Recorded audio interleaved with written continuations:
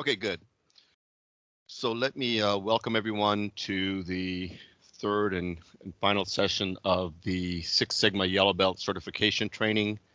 Um, we've had two days, two-hour sessions on both Monday and Wednesday. I'll do a quick review of what we covered there, and then today we will finish up with a 4-hour or so session to get us through and complete the course. Just to kind of review the topics that we have covered and that we will cover. We started out on Monday with an introduction to Lean Six Sigma, and one of the main things that we were hoping to accomplish there was to enable everyone to get an insight as to what is lean and to have an operational definition of what lean is, which is the reduction and elimination of waste. And we talked about the 8 forms of waste that were being addressed through lean. We also then did an introduction to Six Sigma, which is the reduction of variation. And within Six Sigma, we use a 5-phase process that we call the DMAIC process, where the D stands for define, the M stands for measure, the A stands for analyze, the I stands for improve, and the C stands for control. So we've been going through an introduction into the DMAIC process. The first phase is the define phase, and we did go through quite a bit of detail on how to carry out the define phase, because as a yellow belt, you should be able to actually completely define a Six Sigma type project. We then came back on Wednesday and talked about the measure phase, and I emphasized one of the critical things that separates or differentiates Six Sigma from a lot of other problem-solving methodologies is the fact that it is intensely focused on the utilization of data and statistics and the analysis of data to lead us to draw conclusions, in contrast to a more classical approach, which is to really just kind of do a more qualitative and subjective analysis and base our decisions on opinions. So this is a very much a data-driven methodology. So we introduced the measure phase, and we just talked about some basic statistics that are critical to kind of starting the data analysis process. Talked about this concept of operational definition, how it is important that there be a common understanding and a common definition of what a metric is and how it is measured.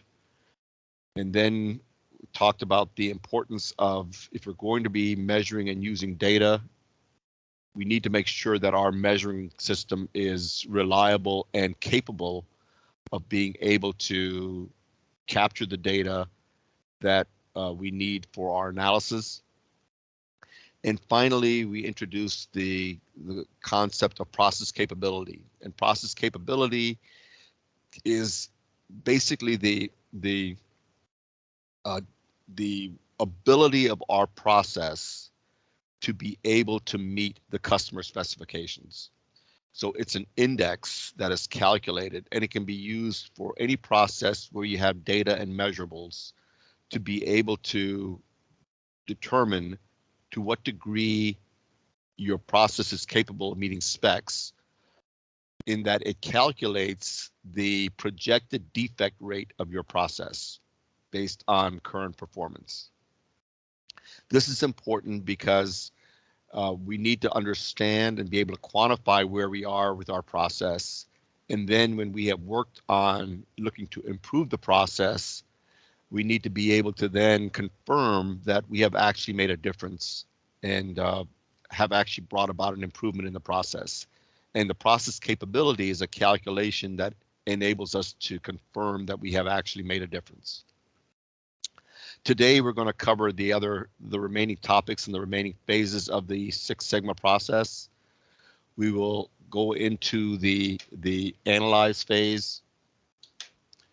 And in the analyze phase, we will look at both using technical graphs and process analysis as a way of identifying the inputs into a process.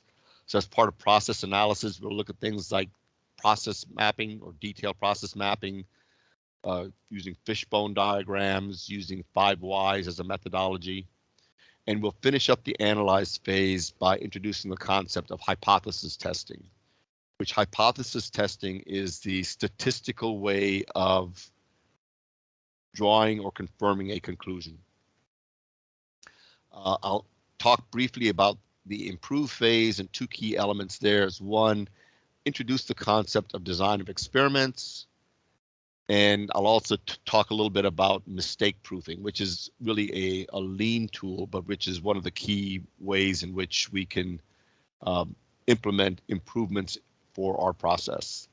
And then for the control phase, I'll do an introduction to control charts, and then we'll kind of summarize and wrap up the course. So before we launch into the analyze phase, I'll pause and see if there are any questions or comments from the things that we did or didn't cover on Monday or Wednesday for the introduction to lean, the define phase, and the measure phase.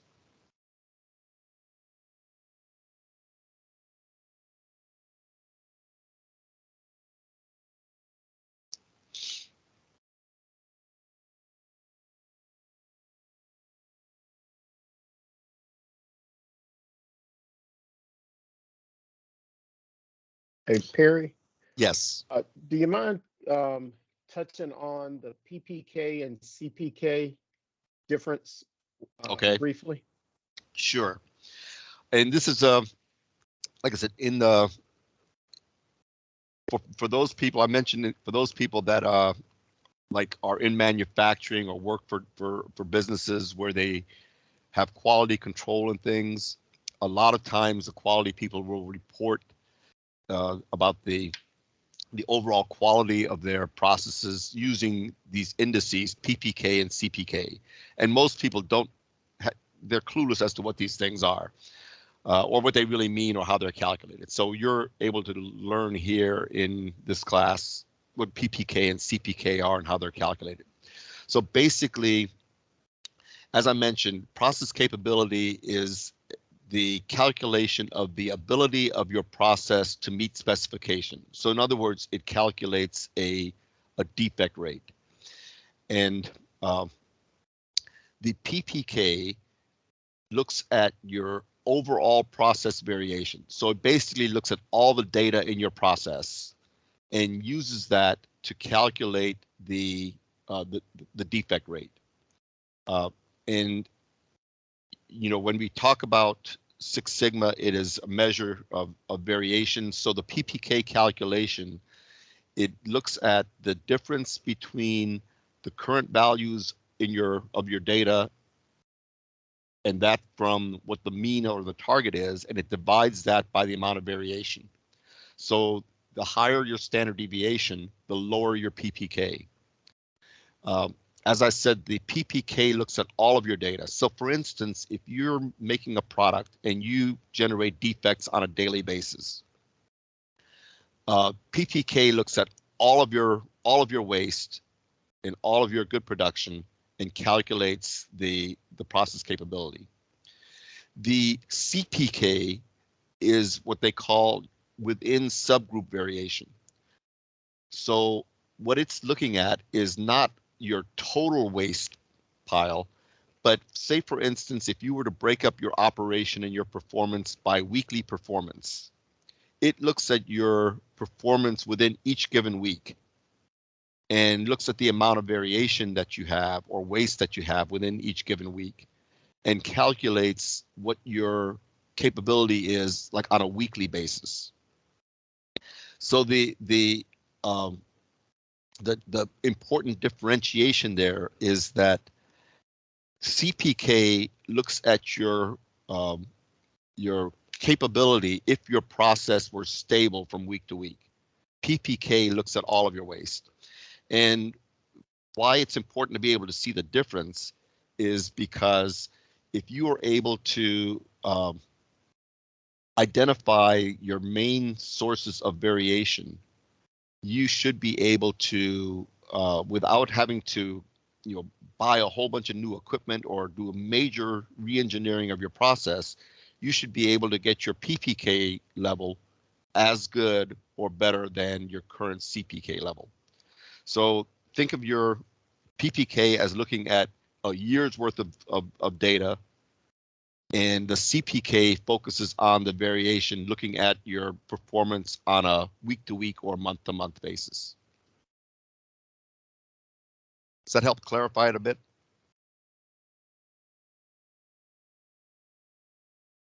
Yes, thank you. Okay. Other Can questions? I just repeat what you just said to Sure. make sure I got it? You said the CPK is like pretty much a smaller scale for week to week, and then the PPK is like global scale yearly overall. Right. And Okay. I would start that description in the other direction. So the PPK looks at all of your performance, Okay. gets all of your data and lumps it together. Your CPK looks at it within whatever you define as your subgroup, and your subgroup could be week, by month, or by every 10 production runs. So it looks at your variation within a subgroup. And when you actually go to calculate this, so there's say for instance you use a statistical software package like Minitab, and you put all your data in. Minitab asks you to put in or define what your subgroup is. So you get to choose it, or else you can say just make it a subgroup of 5 or subgroup of 10. So every 10 data points is a subgroup. So and then it'll calculate both numbers for you. But like I said, the easiest description is, since your customer sees everything that you produce, your PPK is what your customer sees. Your CPK gives you an indication of and kind of an internal measurement of what you're capable of, because if you make the assumption, if we can perform well for a month, we should be able to perform well for a year.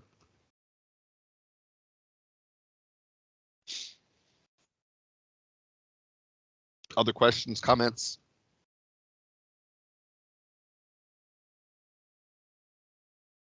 Harry, can you talk a little bit about how people will use that in a transactional environment? Sure. So the key thing is in all of these analyses, the key thing is data and measurables. So no matter what you're working on from a process that you're trying to improve, you have to define what it is that you're measuring. So in a transactional environment, so for instance, in manufacturing, the measurements may be obvious. So you're producing stuff and you can count defects, or you can see whether or not if you're supposed to be making something that's 12 inches long, you can measure each part and see how far off from exactly 12 inches all of your parts are. So that can be pretty straightforward. In a transactional environment, it may not be as obvious as to how you're measuring your performance. But for instance, if say for instance you are taking in applications for something, and each application has 10 fields that the person is supposed to fill in, then, and say you get in 100 applications, so you can say that each application, there's 100 applications, each application has 10 fields. So there's 1,000 opportunities for a field to be populated correctly or incorrectly. In other words, a field can be blank, which would be a defect, or something can be misspelled, or the information can be wrong. So you can say that we have a problem with our applications being inaccurate, or our invoices being inaccurate. And you can go back and look at historical data and say, okay, out of these 1,000 invoices, we have, a total of 72 errors. So you can use that data to calculate your PPK for your invoicing process. And say, for instance, you may generate, 100 invoices every month. So over the course of a year, you would have had thousands of invoices. So your PPK is calculated based on the accuracy of all the fields on all of your invoices for a year. Your CPK would be calculated on the accuracy or the completeness of all the fields on the invoices from, say, a week-to-week or a month-to-month basis. So that's an example of where you've got a transactional process. But like I said, the key is how do you actually measure the results of the transaction?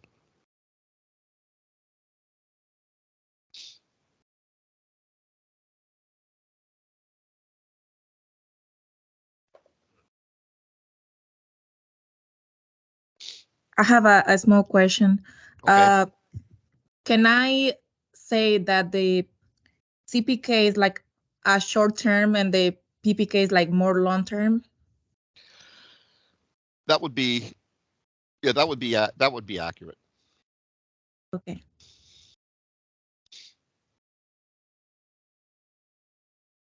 Was there another hand raised? Thought I saw a hand up. I think I did it by mistake Okay. again. No problem. Other questions or comments?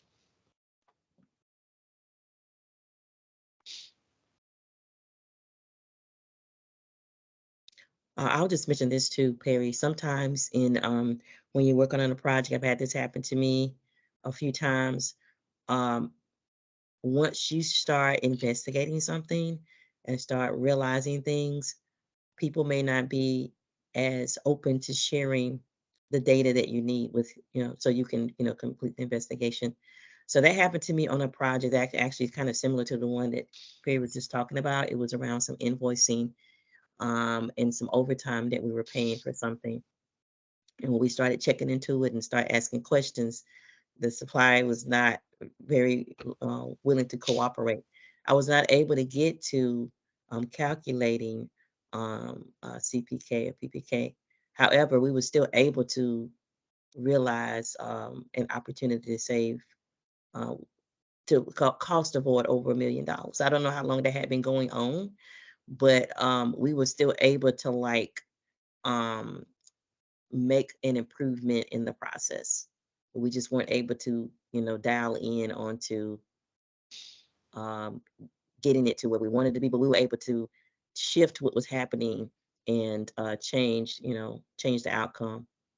So just a heads up, as you start using this, everybody's not going to be that easily forthcoming with information if it looks like it's going to reveal something that might not be favorable for some people. Yeah, and let me kind of build on that comment, and it kind of reconfirms something that Tony said back on Monday. So I pointed out that as you learn about Six Sigma, it's like learning a foreign language, and you can become conversational enough so that you can translate some things and be able to communicate basically with people as you become a yellow belt, and you become more conversational and more fluent as you become a green belt, and by the time you're a black belt, then you're able to really speak the language. And here, what you're learning here are some critical concepts and things, and although hopefully you are in a position to be able to define projects, but other things, you're being introduced to some concepts that at least if you are able to get yourself kind of a support network of like a black belts or statisticians to kind of help with the actual analysis type work, but knowing that as you are approaching a problem, you need to be able to define the metric and be able to collect data so that you can calculate a process capability. Just asking those questions forces people to take action or respond.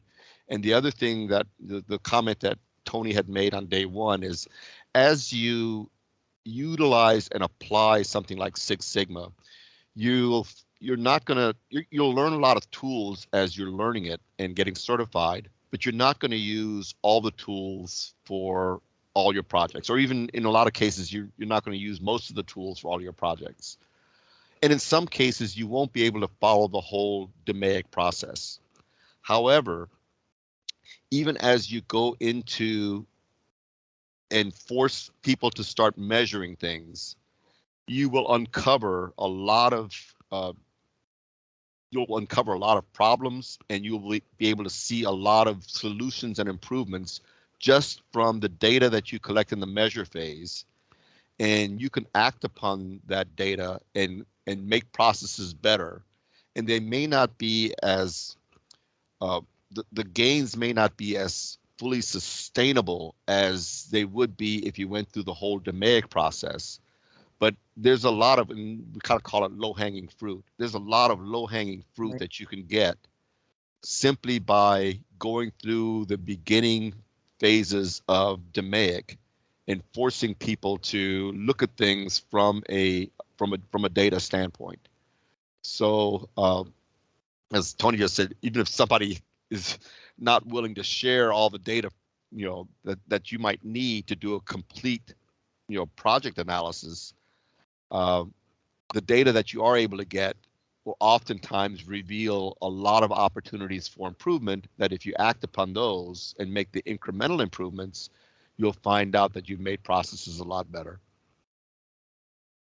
Yeah, just to kind of quickly add on to that, every project I've done, I've always done the CTQ, the process map, the charter.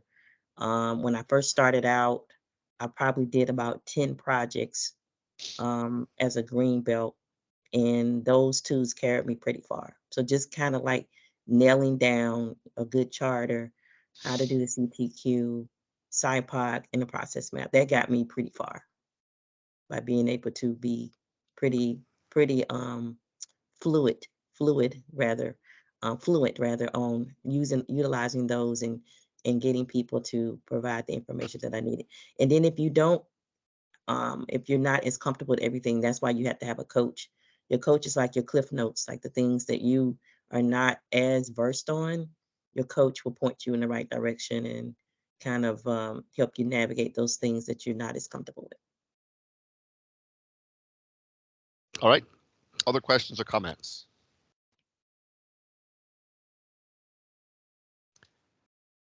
All right, let's go into the analyze phase. So we'll always kind of kick things off by showing the CTQ flowdown. So everything starts with the needs of the customer, which we articulate in the form of CTQs. And what's critical to quality is what CTQ stands for. So the customer wants something that's that meets certain quality standards. I want it to be effective, and then usually CTQs are described by adjectives. I want it to be on time. I want it to be cost effective. And we then convert the customer needs or the customer wants into specific outputs from our process, which we will call whys. And for our project, we will select one of these whys as the specific defect that we need to correct and improve. And in the measure phase, we assess and analyze how are we doing today, or how have we done historically with respect to that output measurement. In the analyze phase, we now want to understand what are the inputs that impact that why. And we will go through a process of developing a comprehensive list of the many inputs that have some relationship to that why. Later on in the improve phase, we will prioritize those inputs and work on reducing that number to identify the 4 or 5, what we call vital few X's. Inputs are called X's. That are the ones that are, it's really, we can call it, those are the dogs that's wagging the tail. Okay. So in the analyze phase, the objective is to find the possible X's. So we'll revisit our process diagram. And this is in a typical process. Of course, you have your customer on one end with its CTQs and what it's, what the customer is looking for. And from our process, we are going to get certain outputs. And out of those outputs, we choose a project Y. But we have the Y is a function of a variety of inputs. And there's really kind of two types of inputs. There are process variables and input variables. And if you think about a manufacturing process where you're making something, okay, the input variables are like your raw materials. Those are like let's say for instance you're baking a cake, okay. The input variables are the ingredients that go into the cake, the eggs, the flour, the water, the oil, whatever, the vanilla. The process variables are the settings for your process. So for instance, for baking a cake, process variables would be like the oven temperature and how long you have the cake baking in the oven. So the time oven, and I think all cakes, all cake mixes are designed so you always put it in the oven at 350 degrees for 35 or 40 minutes. So the 350 degrees and the 35 or 40 minutes, those are process variables. The eggs, the water, the oil, the whatever else, those are your input variables. So in the analyze phase is to determine which X's we should work on. So we need to look at all the ingredients that go into making a cake, and we need to look at all the process variables that go into making a cake, because ultimately that determines the output of your of what the cake tastes like. And if you think about it, there are multiple outputs from baking a cake. What do you look for from a cake? Well, there's the overall flavor of the cake, right? There's the texture. Is it, some people say this cake is really moist, or some people say the cake is too dry. Or did the cake rise enough? If it's like a scrunched down cake. And all of these outputs are impacted by both your input variables and your process variables. So now we're trying to figure out which are the, if we're saying that our cakes are turning out too dry or they're not rising enough, we need to figure out which of the input variables are the ones that's causing my cakes not to come out like grandma's cakes. All right. So the analyze phase helps us to figure out what are those inputs, and in the improve phase, we'll figure out how do we best control those inputs. So remember CTQs, it's a key measurable from the customer. The project Y is the process output that directly relates to the CTQ. The candidate X's are the inputs, controls, and factors that potentially impact the project Y. And the vital few X's are those that can be used to improve the process. So for instance, if we have a guy who comes to us and say that they need to lose weight, and you are the Six Sigma expert that's going to help them with their process for losing weight, what would we say are some of the key factors? What are some of the potential inputs that impact a person's weight? So if the person's weight is your Y, what are some potential X's that would impact a person's weight?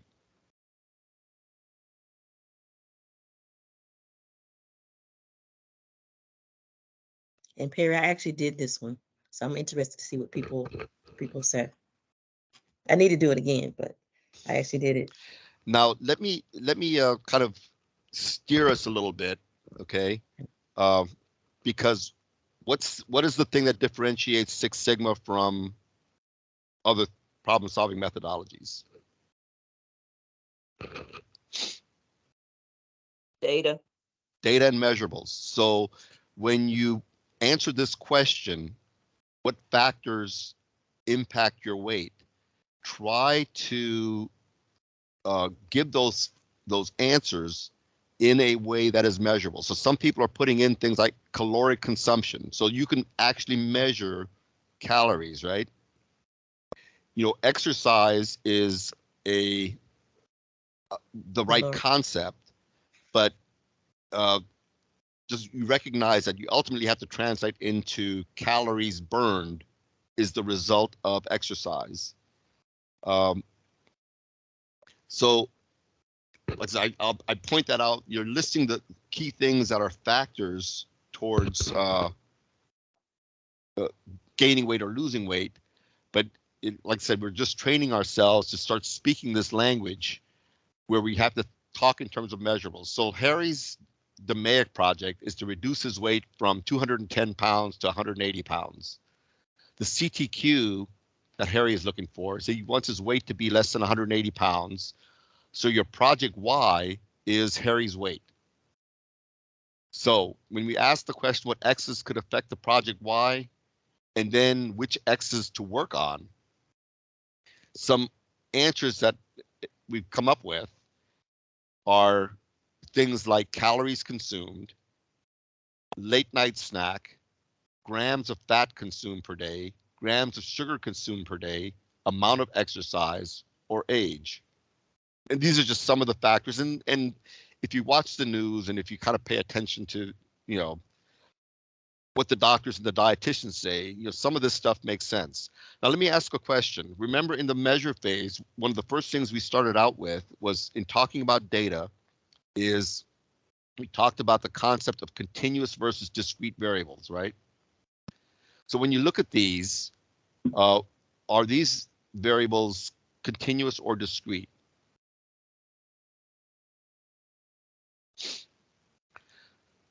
So for instance, you know, calories consumed, what would you call that? So calories consumed are continuous, right? Late night snack. So, you know, I mentioned that you want to put in things that are measurable, okay? So how would we describe or define late night snack? You could probably define it by clarifying like what time that snack is consumed or something. Right. So in general here, the concept is we're really talking about a discrete variable. And it could be most anything. You could eat a variety of things late at night, but the whole point is you're taking count of, and some people say you shouldn't eat between 6:30 and 6:30. So you shouldn't eat after 6:30 at night, and you shouldn't eat, you know, before 6:30 in the morning. So the question is, do you consume food, snacks of any sort, you know, late at night? And that can be a yes or no type of an answer. But it also contributes to some of these other variables. Grams of fat consumed per day, obviously that's going to be a continuous variable. Grams of sugar consumed per day is obviously a continuous variable. Amount of exercise. Type of exercise could be a discrete variable. And then you have age. Now, what we're showing here is a kind of a prioritization based on what things have a bigger impact on weight. And what we see here, you know, there's a common conception or misconception that if you want to lose weight, you have to exercise. Well, exercising is important to losing weight, but at the end of the day, the main thing that impacts your weight is calorie consumption and when you consume calories. So any dietitian or whatever, or any person trying to help you lose weight, at the end of the day, if you don't alter your food intake, then you know you can burn off a lot of calories, but these top items are the primary drivers. The other thing about age is, and there's other factors, genetics and other things that impact or that have an impact on your weight. Some of these factors, of course, are not controllable by you. So while age is important and is a factor, or your family history is important, is not a factor, is a factor, you can't go and change those. But you can control the other things. So in the analyze phase, what we are trying to do is, for our project or for our issue, we want to capture all possible X's. And there's two primary ways to do that. One is by going through the data door. In the data door, it focuses on effectiveness, and it uses a lot of graphical analysis to understand and to identify what are possible X's that are impacting your output. There's also the process door. In the process door, it focuses on efficiency, and you use tools like process maps and failure mode effect analyses to come up with possible X's that that are impacting your process.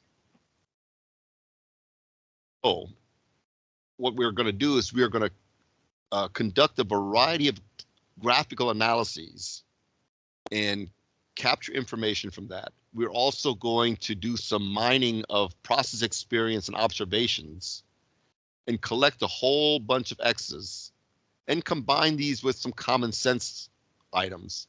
You know, we don't need to necessarily collect a lot of data in some cases to tell you what things impact other things. A lot of these things we all already know, but we want to build this comprehensive list of X's, essentially put them in this big funnel and then analyze them so that at the end of the day, we are able to come up with a prioritized list of possible X's.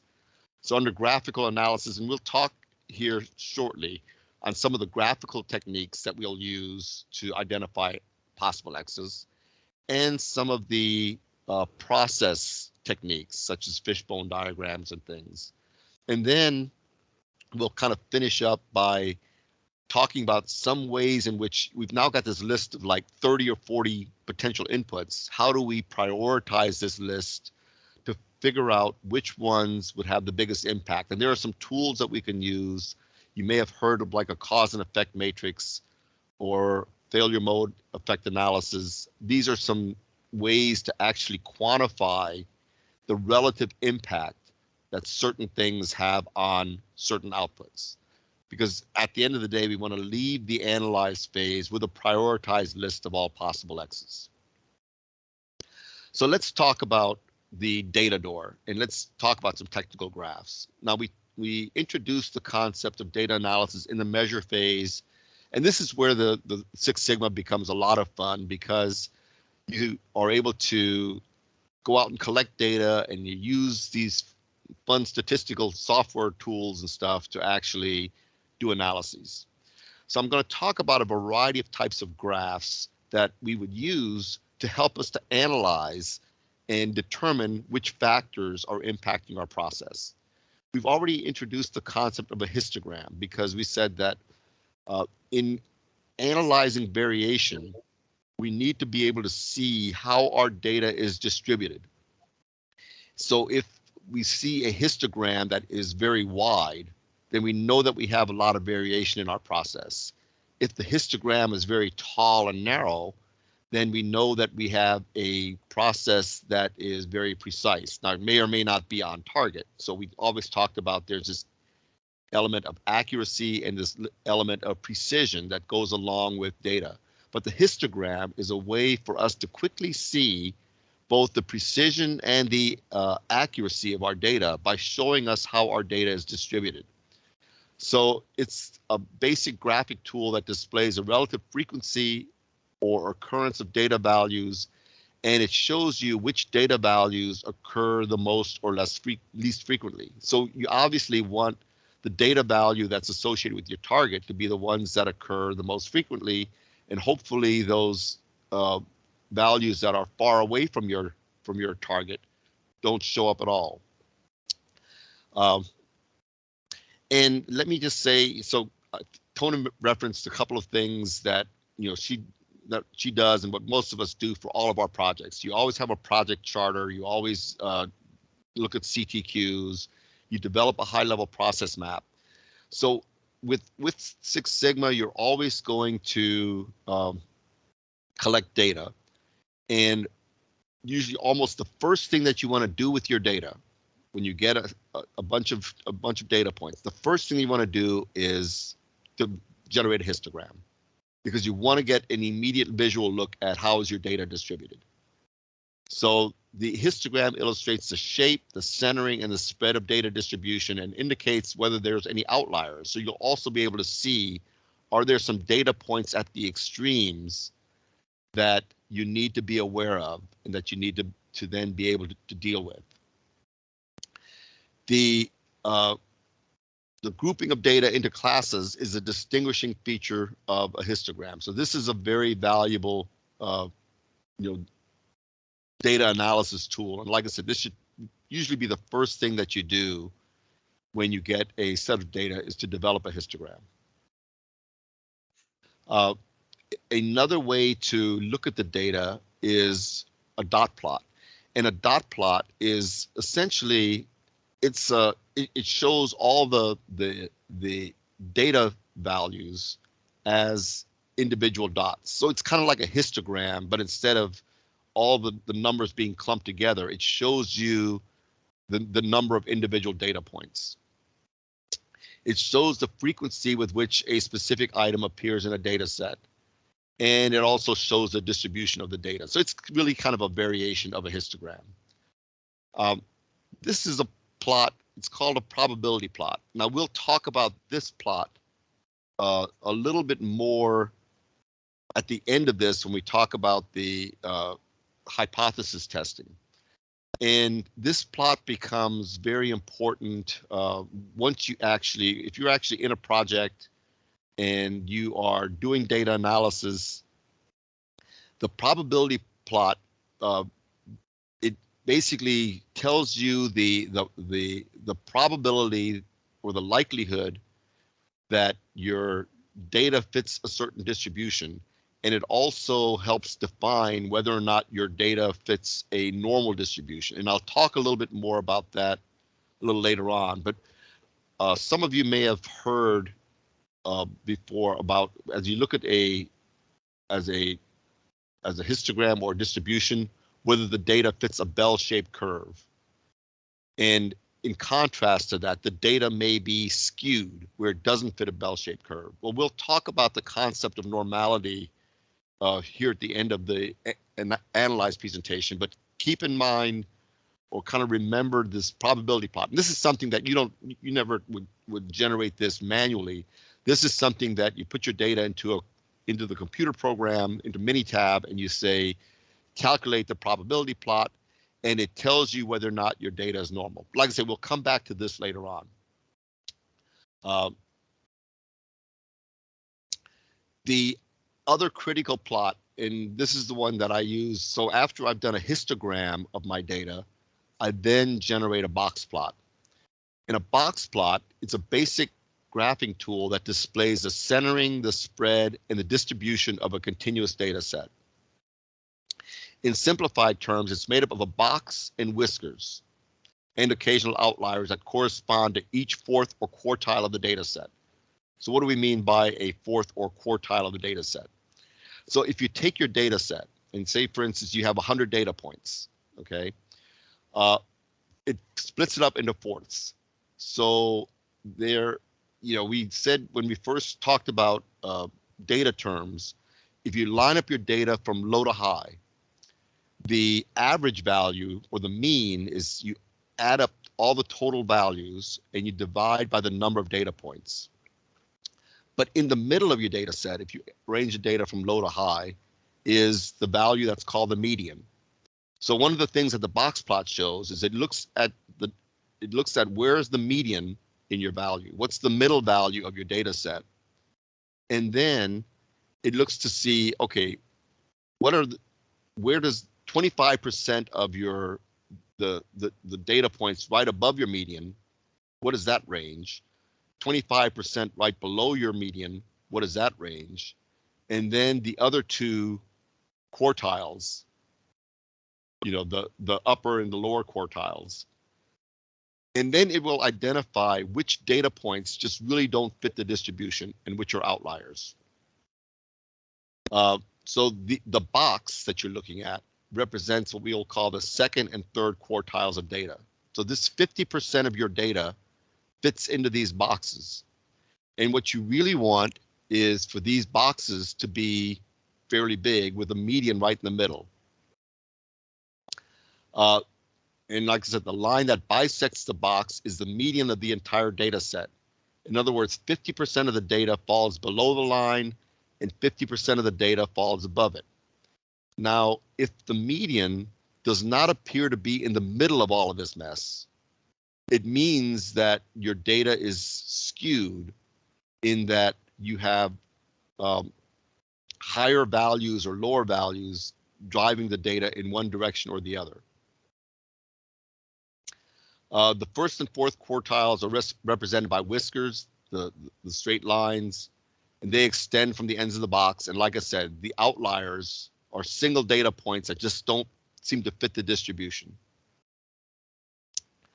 Individual value plots. So we can use an individual value plot to assess and compare sample data distributions.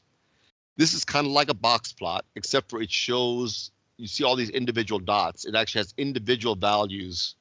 It shows the individual values for your data. Unlike a box plot, it does show each value separately. So you can see, for instance, for the median line, how many data points there are actually that would fit that median value. I'll just say from a personal standpoint, because there are actually many different types of graphs, and some people have reasons for using graphs versus others. I always use a histogram. I always use a box plot. I rarely use the dot plot, or I rarely use an individual value plot. And it really comes down to, as you become familiar with the tools and you know what it is that you're trying to do, then it directs which tool to use. But like I said, if you don't know exactly, well, what should I do? I recommend you always do a histogram. You always do a box plot. And I'll talk a little bit more about I'll come back to the box plot in a little while also. Some more charts that we use are a bar chart. And this is more for like when you have discrete data. So for instance, if you're looking and you're grouping and you're trying to see birthdays, you're trying to look at how many birthdays you have, birthdays of students by month.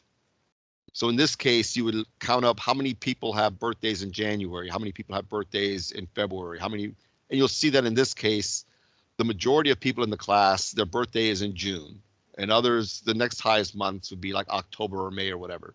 So this is a way of, looking to see, what's the frequency of birthdays for a group.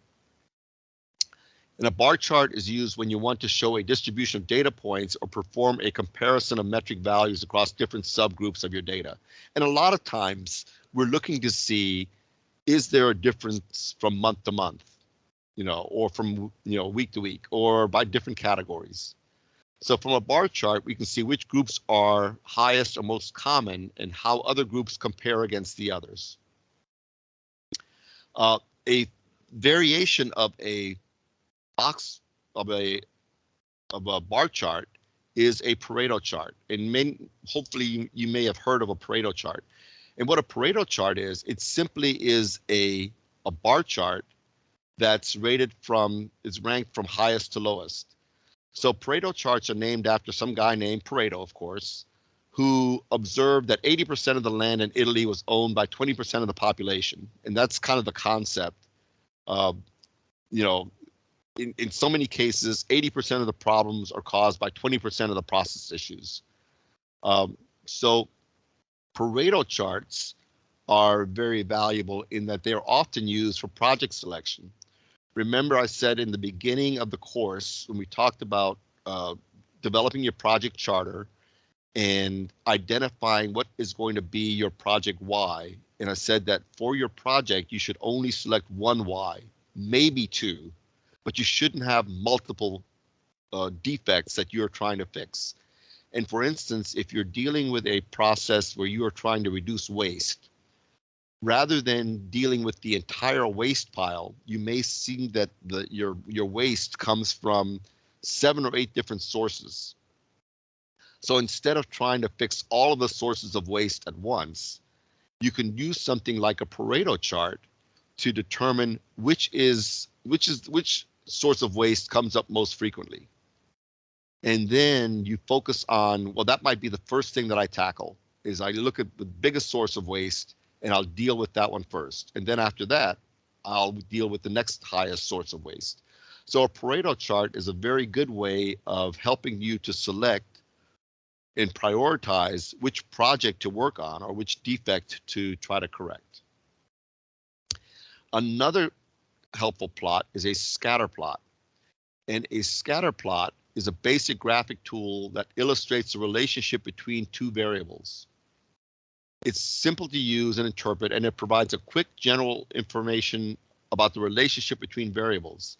So in this case, you're looking at a graph of your body mass index versus the percent of fat. And just looking at the picture here, you can see that it looks to be that the higher your body mass index, the greater the percentage of fat. So there's a direct relationship between those two. You use a scatter plot to explore relationship between two variables before performing a correlation and regression analysis. So a correlation and regression analysis is a statistical analysis that helps you to actually quantify the relationship between two variables. And I'll go back to saying that, remember, one of the things you have to learn, and you have to just know it, is you have to be able to tell the difference between continuous and discrete variables. And one of the reasons for that is because that directs which tools you use to help you to identify if there are relationships or between potential inputs and potential outputs. Here's an example of where you have basically two continuous variables. The percent of fat and your body mass index are two continuous variables. So a way to see if there's a relationship between continuous variables is to use a scatter plot. If we wanted to see if there is a relationship between discrete variables, we could use something like a bar chart. So these are just various tools. And another tool to use, another basic plot, is to do a time series plot. So in this case, you basically graph your data over time. So if you are looking at waste or invoice errors, and you are tracking the number of errors, on a daily basis, or you're looking at the amount of waste on a daily basis, if you were to then generate a plot of your percent of waste or your number of errors day by day or week by week, and do a time series plot, it enables you to quickly see several things. One is you can see, is there like an increasing or decreasing trend? Are you seeing that this graph appears to be going up over time, or it's coming down over time? It also helps you to see, are there spikes in the data? And you wonder, well, what happened at this period of time to cause this spike in performance? What happened here to cause the spike in performance? Or if you see the performance decrease, what caused the spike? The point here, and like I said, this allows you to view variation in your process over time. The patterns in the run chart, they help you identify the presence of special cause variation. And I'll kind of put a plug in for the end of today. We'll actually talk about different types of variation. There's common cause and special cause variation. So the run chart, it helps identify special cause variation, and these are like anomalies in your process. You'll see a certain consistent level of variation occurring here, at the beginning of the graph, and then you see these spikes. I will tell you that the thing that's causing these spikes is very different from what's causing the variation that you see in the front end of the process. So what you're seeing here is what we'll call common cause variation, and these spikes in performance is what we call special cause variation. And I'll talk more about that in the control phase, but I'm just kind of like giving you the preview of the movie that you're going to see later on.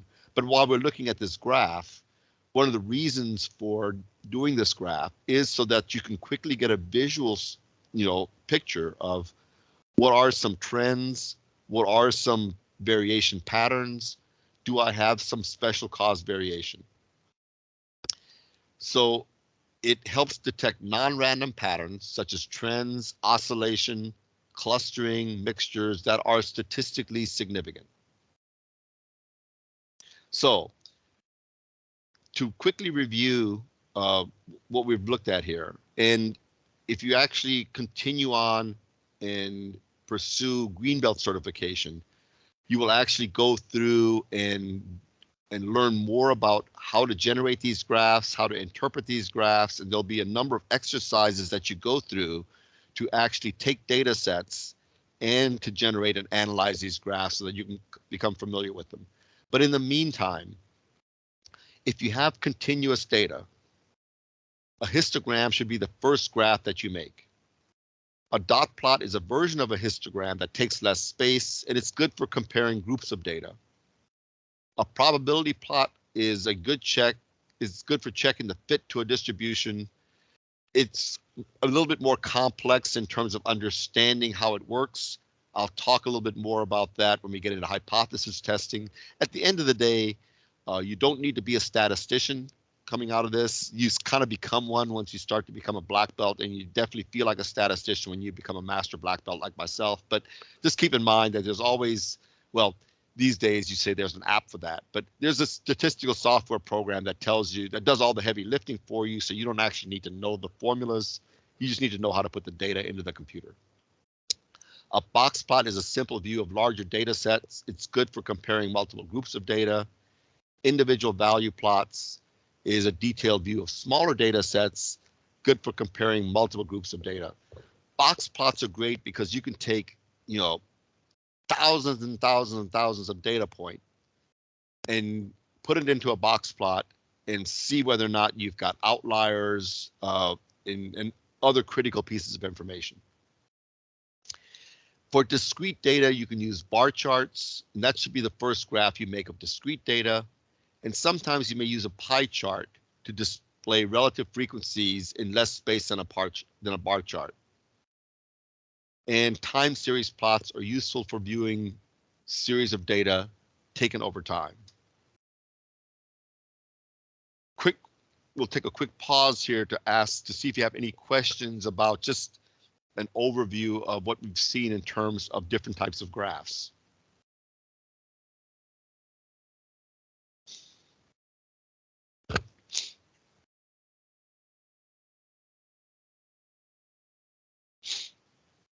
So some of the things, you know, we're talking about the fact that we are in the analyze phase, and we are looking for potential X's that are impacting my Y.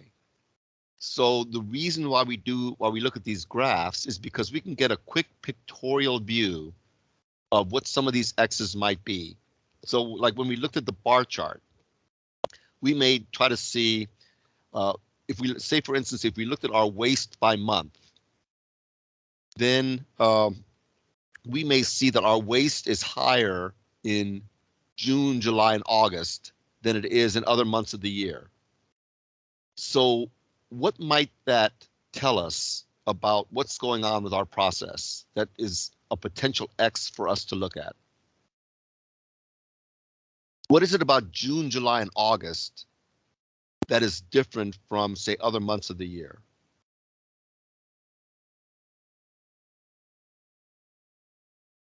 The weather is very hot. Weather is very hot.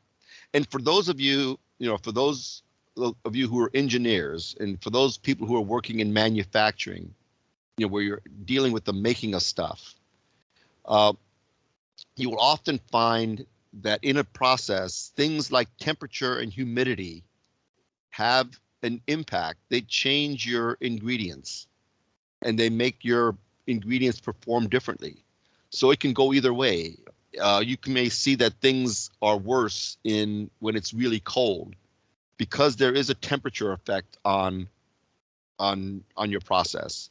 So one of the indicators may be, when you look at your performance levels being different in summer or winter, it could be things like temperature and humidity. So a graph, like a bar chart, can give you a quick readout on something like that. You can do scatter plots, and you can say, you can look at, like, I run my process, we have various speeds, and we get different results. So is there a relationship between speed and output? Or is there a relationship between, as I make temperature adjustments, You know, if I dial the temperature up higher, does that have an impact? So a scatter plot will let you quickly see, is there a relationship between temperature and output, or speed and output, or some other continuous variable and your output? And if you don't see a relationship from the graph, then you can say, okay, that's not an X that I need to be worried about. So the graphs are a way to give us a quick visual picture that might give you an indication that this is something I need to look at as a potential factor or potential input that's impacting my Y. Other questions or comments?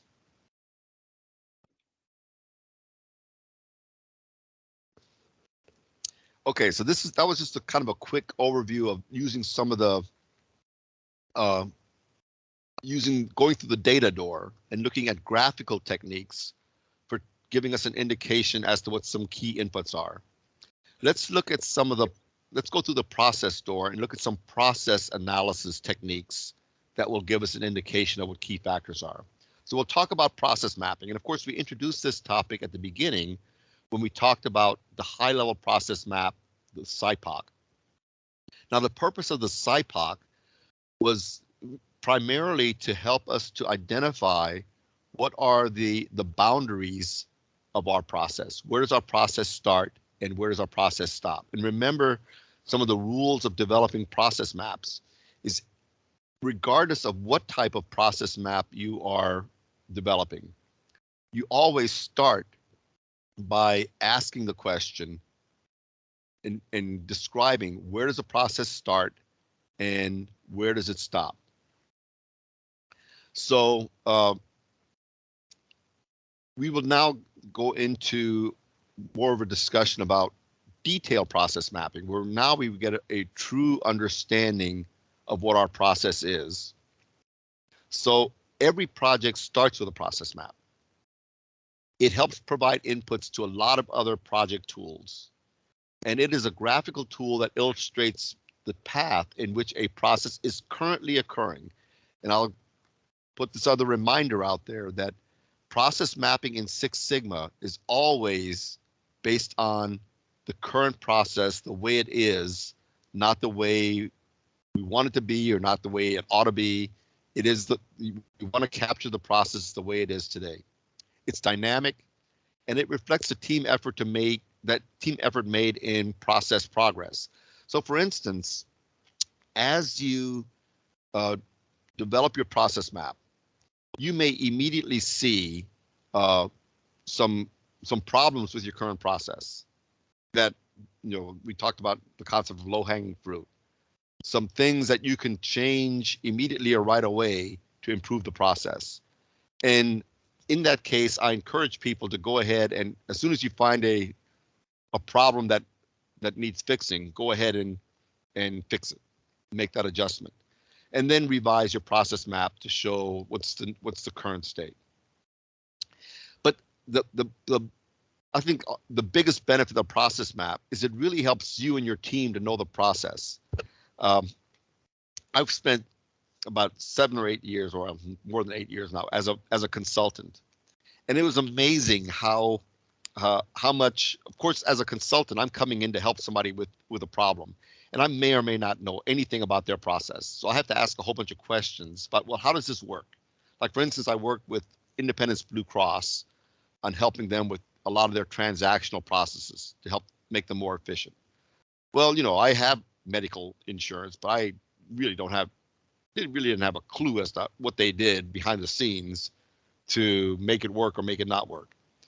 So I asked a whole bunch of questions and came up with detailed process maps of how they issue your insurance card, how they handle claims, how they address when you call the customer service line, how they respond and stuff like that. And the interesting thing is that a lot of times the people who are running the process, they don't really know how it works. I mean, they kind of have an idea, but when you actually extract all the details, light bulbs go off, that the realization of, oh, we're actually doing all this stuff, So terms in the process map. there's input variables which influence the process steps, and they're called X's. We've already know that the output variables are called Y's. And here we can have capital Y's and lowercase y's. Capital Y's are the final output of the product. That's what the customer sees. But there's also what we call lowercase y's. These can be intermediate results of the outputs or steps in the path or the parameters of the product in the middle of the process. So for instance, if you are making something in your manufacturing operation, obviously the final thing that you make is assessed by the outputs, and those are your capital Y's. But within your process, you can reach certain points that also are reflective in some kind of an internal output that is also measurable, and we would consider that a lowercase y. So our process boxes always have inputs, which are X's. You do something with those X's to get an output. Now, as I mentioned, we always want to make sure that we capture accurately the current version of our process, because there's usually 3 versions of a process. One is what you think it is, and you map it out, and this is the way you describe it verbally. But when somebody asks you detailed questions, well, how do you get from here to there? Or what happens at this stage? Or what happens when this goes wrong? You find out this is what your process actually looks like. And this is what it should be, or this is what we would like for it to be. So there's always 3 versions of a process, and in Six Sigma, we have to make sure that we extract what's really happening and capture this middle version. So let's go through a quick activity here. So let's look at completing a detailed process map for getting ready for work in the morning. Okay, so what are the first things that we have to do when if we want to map out a process for getting ready for work in the morning? What does that process look like? Get out of the bed. Okay, so what we're saying is the process starts by getting out of bed. Okay. Where does the process end? Somebody says the process starts when you snooze the alarm. Determine what time to get there. Well, I'm guessing that it's already been established when we're supposed to be at work.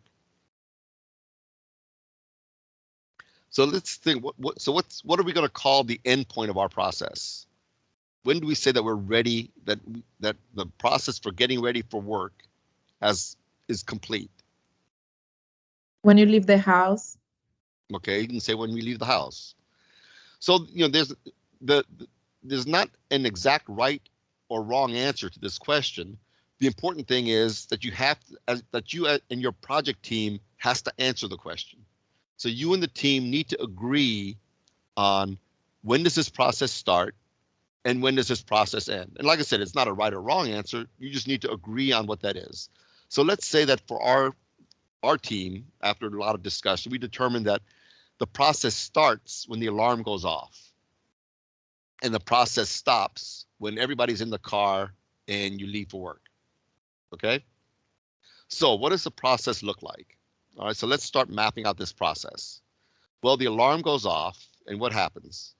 We wake up Justin, we wake up Savannah, so we wake up the 2 kids. We fix breakfast, we pack lunch, we shower and dress, we get everybody in the car, and we take off for work and school, right? So that's how this process works, right? Well, that's the way we think it works. But how does it actually work? Well, when the alarm goes off, we ask ourselves, well, how late is it? And if we're okay, we hit the snooze button, right? And then once the alarm goes off again, how late is it? All of a sudden we find out, oh, we're running late. So now we wake up Justin, we wake up Savannah, then we check and see, are the kids up? Well, no, they're actually not up. We told them to get up, but they didn't actually get up. So now we have to go back and wake them up again. We fix breakfast and we pack lunches. We call the kids down for breakfast. Are the kids coming down?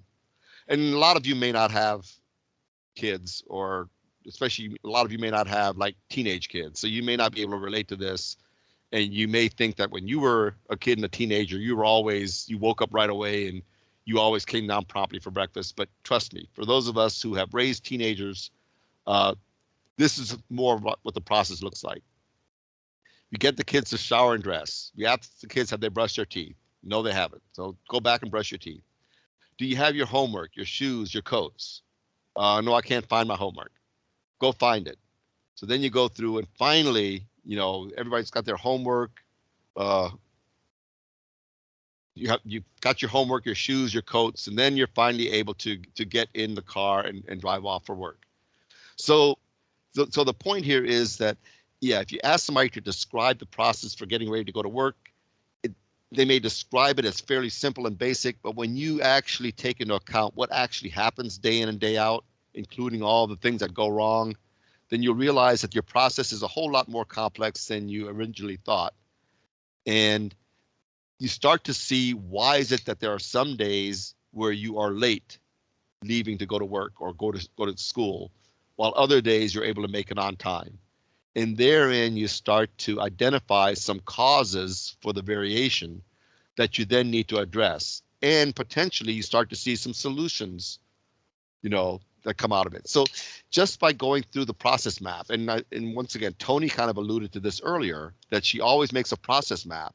And a lot of times you'll find that, by just going through this exercise, you'll say, if we were to check and make sure that everybody's got their homework, shoes, and coats in place before they go to bed at night, it would eliminate this major source of variation that we have on many days that causes us to be running late for work. So this is a good example of why, when you actually take the time and effort to understand what is going on in your process and you capture that information, that you learn about your process and you can educate others on what's actually happening in your process. And you can immediately see some opportunities for improvement that would help you to better control your output. Now, you may actually use this to later on collect some data as to, in terms of perhaps not all the kids are prone to not waking up when you immediately call them. You may find out that 80% of the time it's Savannah is the one that keeps wanting to sleep in late, or it's Jamal that's the one that never seems to have his teeth brushed when he comes down for breakfast. So then, and this is where you may actually generate a graph, like a bar chart, like how often was it that each of the kids didn't have their teeth brushed when they came down for breakfast. And then you just need to focus on that one child and get them to brush their teeth. So this is kind of, illustrates how the process map can point out places where you need to collect data to see where is the variation coming from in your process. I'll give another more technical example of a process map. So here is a process map for making a polymer that's then used to make a man-made yarn that gets shipped to customers. So you begin the process by receiving raw materials. You check to make sure that the raw materials meet their specifications. You store it in holding tanks. You set up the reactor to process the materials. You mix the ingredients in the reactor. You execute a polymerization reaction. You check to make sure the reaction is complete. When it is, you check the viscosity, the polymer. You make sure that everything's in spec. When the polymer meets the right specifications, you pump it to the spinning machines. You extrude the polymer at the spinning machine. You dry the polymer and spin it into yarn. You roll the yarn onto big packages. You make sure that the packages meet the weight criteria, and that material that meets specifications, you pack it and ship it to the customer. What you're seeing here are process steps, and you'll notice that within these process steps, there are combinations of X's and Y's. And remember, we said that the Y's are outputs. So at the end of the process, where you pack and ship, there are basically 3 output specifications that you have to meet for your customer: Y1, Y4, and Y5. And one of these, Y1, is the defect that you're trying to fix. So that's what your project is focused on. I also mentioned that there can be lowercase y's. So in the middle of your process, when you finish running the reactor, you test the batch and you make sure that the viscosity and the polymer and the temperature and stuff are in specification. These are internal outputs. If the viscosity and the polymer temperature are not correct, then you have to continue working the process until they are correct. And sometimes I'll keep throwing out some things that, you may discover along the way that essentially change the nature of your project. You may find out that you're trying to fix Y1 because that's oftentimes defective. You may find out that when you do like a scatter plot between, say, your viscosity and your final output, that there's a relationship that when your viscosity, the value of Y2, as it goes up, your defect rate goes up. So you may determine that the problem is not so much Y1, it's your viscosity. And if your viscosity was always in control, then you wouldn't have the defects. So now the focal point of your project changes from the final output to an internal output that you've determined is the critical factor that now needs to be worked on to control your process. So what are all these X's and Y's stand for, and how do we kind of break this down? So you can actually take the results of your process map and put it together in like an Excel spreadsheet is what we're showing here. So what we captured in our process is that there were 5 Y's. There were the output Y's. In this case, the strength of the yarn is your project Y. Your final package weight, which isn't a problem today, is an output Y. And whether or not your package was a complete package or a partial package is an output Y.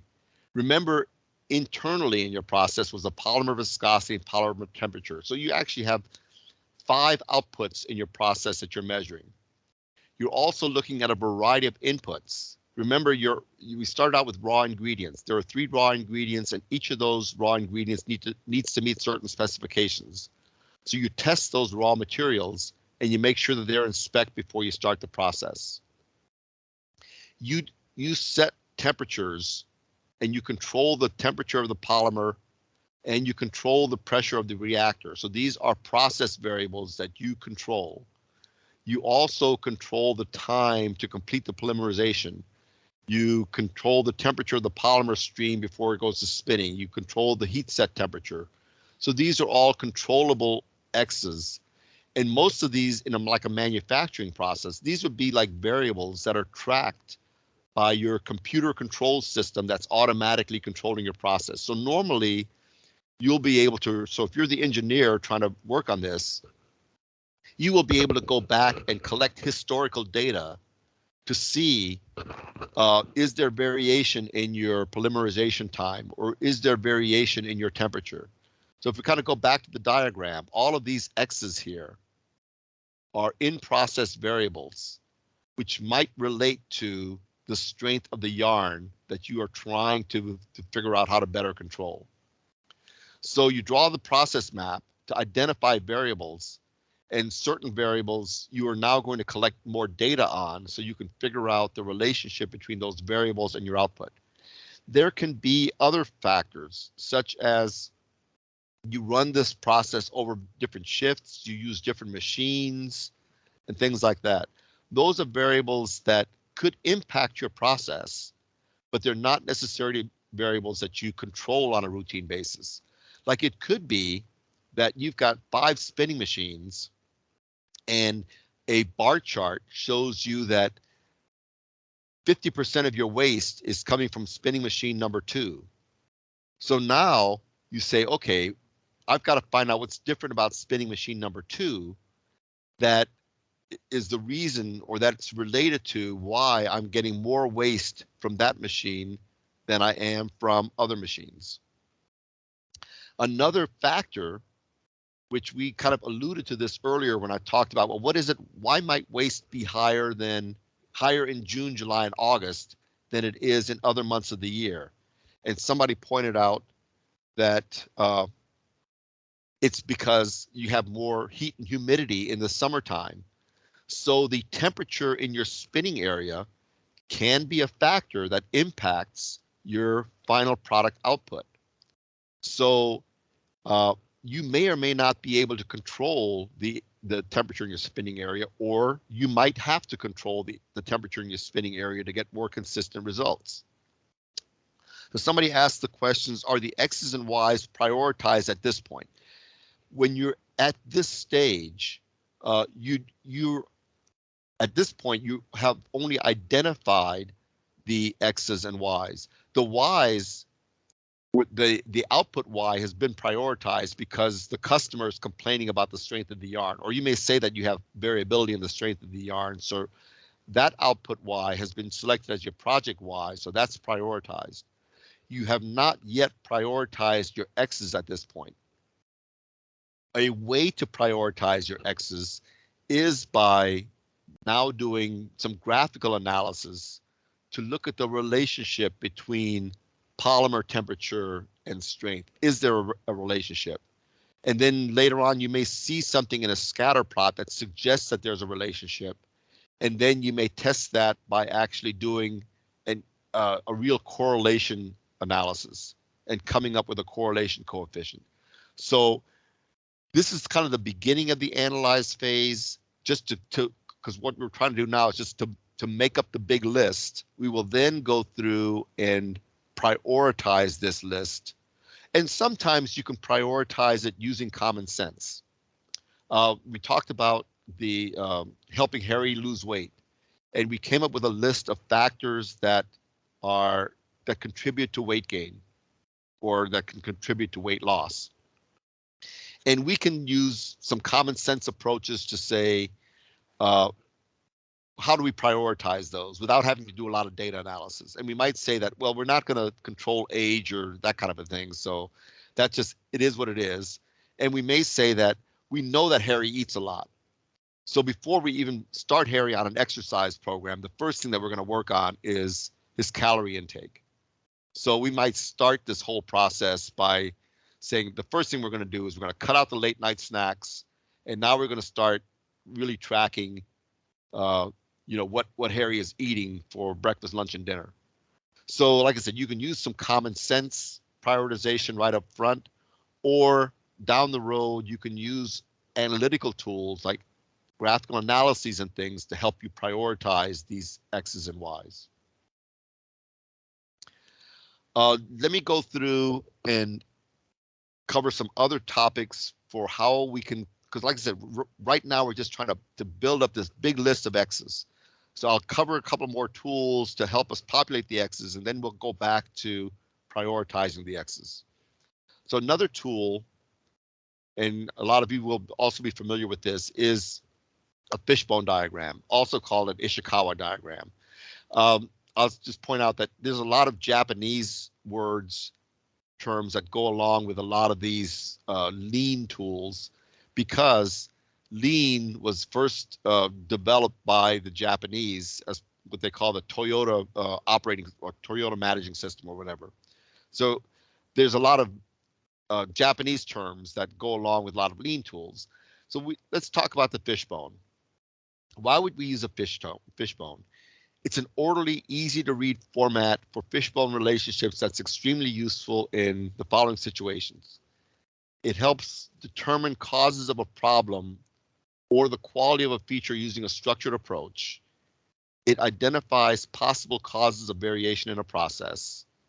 It increases the knowledge of the process, helping everyone in the team to learn about the factors of work and how they relate. It identifies areas where data should be collected for further study, and it encourages group participation and utilizes knowledge of a process group. Let me take one step back before we go into the details of the fishbone. Because I want to also kind of reinforce, some things that I shared in previous sessions. Remember, I said early on about the success factors for projects, and one of the success factors is having a manageable group of people that are team members for the project. And I said the ideal group size is like 3 to 6. And I said that you choose a number of people, or you limit the number of people, because you want to limit the number of people that have strategic control of the project. You know, you don't want to have too many people trying to drive this car. So you want to have a small, manageable group of people that's in charge of the project. However, as you go about carrying out the project and executing the project, you will invite many more people to participate in certain processes. Like when you are doing process mapping, you are encouraged to bring a lot of people into that exercise. So you're going to schedule a process mapping exercise that's going to take, you know, like a day and a half to come up with a detailed process map. And you want to invite, if you're in manufacturing, you want to invite the operators, you want to invite mechanics, you want to invite engineers, you want to invite supervisors, you want to invite people that have history or knowledge or experience of what's going on in the process to provide input. Similar here, as we go through a fishbone exercise, we're going to schedule this fishbone exercise to be a 5-hour session, you know, on Wednesday starting at lunchtime. And you want to invite a lot of people because, one, you want to get the input from the people. But the other thing that I mentioned is these are very valuable tools and exercises for helping people to become familiar and to learn about your process. So I encourage you to bring lots of people into a process mapping exercise or fishbone exercise, even though your core group of people that deals with your project and makes decisions about your project on a routine basis, that group of people needs to be small and manageable. I'll just quickly back up and say, just ask, were there any additional questions about process mapping at this point before we go into the fishbone exercise?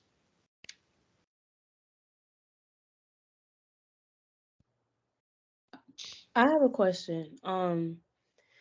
Is it at any point would it ever be considered a waste to like over analyze? You know, it is a question that comes up. You know, like people ask, can you have too much data? Or like you're asking, can you overanalyze? It can be a waste in the fact that you may reach the conclusion or a conclusion that is sufficient for making a significant improvement in your process while you're, you know, maybe, you know, 60% complete with what your intended analysis is. And, you know, the recommendation is typically if you find a source of a problem, you fix it and address it. And the question is, do you need to go further and come up with more of a solution? And one way to answer your question is that, remember, Six Sigma is to get down to less than 3.5 defects per million parts. To get to that level of performance, it usually takes a lot of time and money and resources. And if you're talking about landing airplanes or doing surgeries, you need to be even better than Six Sigma performance because you can't afford to make a mistake. If you are making, you know, if you're making milk bones, I just happen to be, you know, I always have milk bones on my desk because my dogs are always coming into my office. You know, does a milk bone need to be perfectly shaped? You know, coming off the production line? No, it doesn't need all the milk bones. You know, they need to have the basic shape of a milk bone, but they don't need to have precise dimensions. Can we make milk bones so that every milk bone is shaped perfectly? Yes. Would that cost us too much? Yes. So do we need to analyze the process to the point to understand exactly, you know, what causes every source of variation in the shape of a milk bone? No. Might it be necessary for you to do enough analysis so that you're not wasting, you know, 15% of the milk bones that come off of the production lot?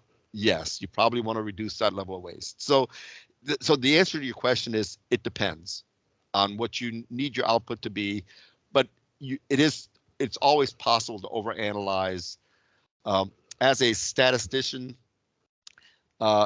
it is possible to, the short answer is it is possible to have too much data. I usually tell people, give me all the data and I'll figure out what data I need to use and what data I choose not to use.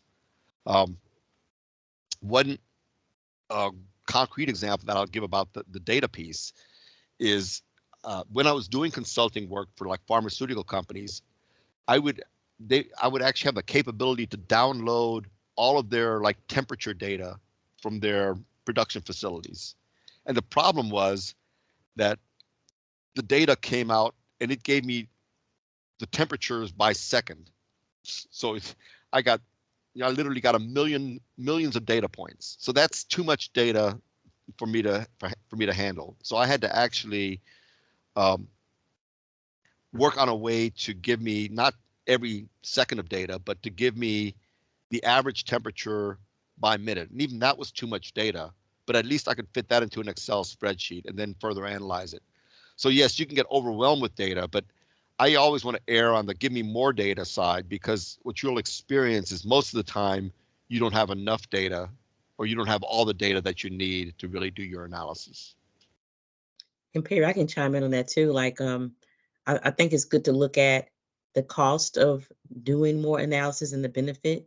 Sometimes it's required, you know, based on the risk of what the risk of not doing that level of detail is too high, like what Perry said. So yeah, I agree. It definitely depends on the situation. There's really that's really the answer to a lot of stuff that people could ask. It depends. It depends on the situation. Like, there are other factors you have to consider to make that. So that's one thing that's very different when you start using Six Sigma versus basically doing some homework. Stuff depends. You have to understand the situation to make that decision. Right. And yeah, I kind of chuckle about it, but when you deal in the real world, you'll find out that everything has a cost. Right. And what you're in the real world is going to restrict your ability to ever overanalyze or overdo things, because there's just, you just won't have the money available or the time available to do that. But yeah, but it does depend. So you have to kind of gauge that. Other questions or comments about process mapping? But let me say this. If you're developing a detailed process map, there almost is no map that's too detailed. It is really critical to get to all the little subtleties as to what's going on. Like, for instance, I mentioned about my work with Independence Blue Cross. So they have this step where at the end of the day, they issue a check, so you filed a claim and they issue a check to your hospital to cover your medical expenses. Okay. Well, it seems pretty simple, a process step, issue a check. Well, what does issuing a check involve? It was amazing to see exactly what all actually happened for somebody in Independence Blue Cross to actually generate a check that then got sent to the hospital to pay for a bill. It included numerous steps that involved multiple people. There were things that were done in the computer. There were things that were printed out. There's information stored in systems.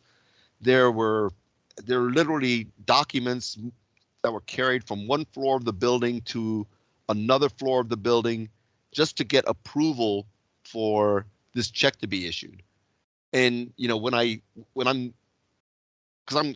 ask the question, well, how did it get from Tom over here to Joanne, who ended up signing it? They say, oh, well, Tom puts it in the outbox here, and then it gets, sent up to Joanne. So, okay, well, how does it get sent to Joanne? Well, the mail person comes and picks up this piece of paper and takes it upstairs and puts it in Joanne's mailbox. So then Joanne has to get it out of her mailbox and sort through it and then sign it.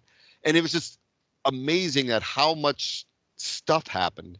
And then you quickly realize, well, couldn't you have just had, eliminated all of these steps and just done this, and why do you need to make 2 copies of it and store it here? But it was just, like I said, the reality was that there was a whole bunch of stuff going on to carry out a transaction that was, at the end of the day, really unnecessary. And but you couldn't see it. It's kind of like, you can't smell your own body odor, because over time, if you don't shower, you don't really notice the fact that you're starting to smell really bad until all of a sudden you may decide to smell your armpit and you say, oh yeah, that stinks. But meanwhile, people are noticing that, geez, you don't smell good. But if you're living in your own world, you don't necessarily see your problems. And that's definitely true in the transactional world. You really need an outsider to come in and pull out of you the detailed information about what you're doing before you realize that you need to question, why are you doing certain things that you do. And Perry, what are some good tools that people can use to map? I use Visio, but I know that's not easy to have access to. What are some tools that people can use? That's another good question, and I kind of hesitate to recommend a current tool, because I don't necessarily, I've used Visio a lot of times. See, because I do process mapping in a team environment, in kind of an open, interactive, everybody in a meeting room. We just do it the old-fashioned way, where we write the stuff out on sticky notes or Post-it pads and put them all over the wall and then compile it. So then the question is, well, so then how do you translate it? And a lot of times we'll use something like a tool like Visio to then put it into the computer. You can use, you can draw it in PowerPoint and other things. There are a lot of process mapping software tools that are out there. I usually like to answer the question by saying, look to see what the people in your organization or your group are using, and find a way to take advantage of the tool of the capabilities of the tools that they're using. A lot of people like to introduce new stuff because it's a shiny, bright, fancy thing. But unless you can get the bulk of the organization to all use the same program and to utilize the capabilities of it, then it comes out to a wasteful activity and an underutilization of capability. So like I said, I hesitate to answer the question, because I don't have a personal favorite that I want to try to convince everybody else to use. I use tools that are readily available or that are used by the clients that I'm dealing with. I will say that if you're asked the question, what tool to use for statistical analysis, I will say because there's multiple statistical tools, I will say use Minitab. But for process mapping, I typically use Visio, but I'm in my 60s, and I don't claim to be aware of some great easy to use tools that may have become available in the past 5 or 6 years that really the world should be switching to. Mural is one that allows you to use Post-it notes, kind of like you would do in person, and it's interactive and multiple people can be in there at the same time. So that's one. If people don't have access to Visio. But before we wrap up, we can probably talk about just tools overall that makes being a Six Sigma practitioner easier. Quality Companion, if people have access to that, it actually has a lot of things already built in to just walk you through the debate process. So that's another software package if your company has that or is looking for something that's one to think about. And Tony, that may be a topic that we think about for the Process Improvement Special Interest Group, is to look at our own assessment of various tools. We talk about the processes like Six Sigma and Lean, and we teach people on Agile and Scrum and things like that. But for us to make some recommendations on specific like tools or software packages to use within these processes, that we would recommend, or to do a comparison so that people can make a decision on what to use. That might be something, a worthwhile activity for our SIG. Okay. All right. Other questions about process mapping before we talk about fishbones? So, all right, let's go through. We'll talk about the fishbone example, fishbone analysis, and then we'll cover the why analysis, and then we'll take a break after that. So here's an example of a fishbone, and I don't know, if we were in person, I'd say how many people have used a fishbone, and I'll count the number of hands, that kind of a thing. But in any case, hopefully a lot of you have seen a fishbone. If not, it's a great tool for getting a group of people together to talk about, and the aim here is to understand possible causes for either something going good or something going bad. So here's an example of where the issue is that the driver has lost control of the car. And we want to understand, why did the driver lose control of the car? So we'll say that there could have been a number of general reasons as to why the person lost control, and we want to kind of dig down into the details of what happened. One possible reason why the person lost control of the car is because it could have been because they had a flat tire. Another reason why people lose control of a vehicle is because there's some kind of a mechanical failure. Another reason could be because the road was slippery. Or another reason could be because the person just made a mistake. It was a man-made error. So if we look at those different categories and say, well, okay, if we're saying that you lose control of the car because you have a flat tire, well, what kind of things can cause a flat tire? Well, you can get a nail in your tire. You can hit a stone or something that causes the tire to pop, or the tire can be cut by running over broken glass, or you can hit a speed bump too hard and get a flat tire. What are some mechanical failures that happen with a car? Your accelerator could get stuck, or your wheels could get blocked, or you could have brake failure. Well, why would you have brake failure? Well, if you lose your brake fluid, then your brakes would fail. Then you can ask the question, well, how could you lose your brake fluid? Well, the hoses could crack. So you start to dig into reasons, and you dig down as to, what kind of mechanical failures can you have? What kind of environmental factors can you have? Well, the road can be slippery. And why would a road be slippery? Well, it could be because it's snow. It could be because it rained. It could be because there's ice in the road. Or it could be because there's an oil slick, or the road is slick because of that. What are some man-made reasons why you lose control? Well, the person just may not be good at driving. The person may have just been driving recklessly. The person could have fallen asleep at the wheel. The person could have seen a squirrel run out in front of the car and had a bad reflex response.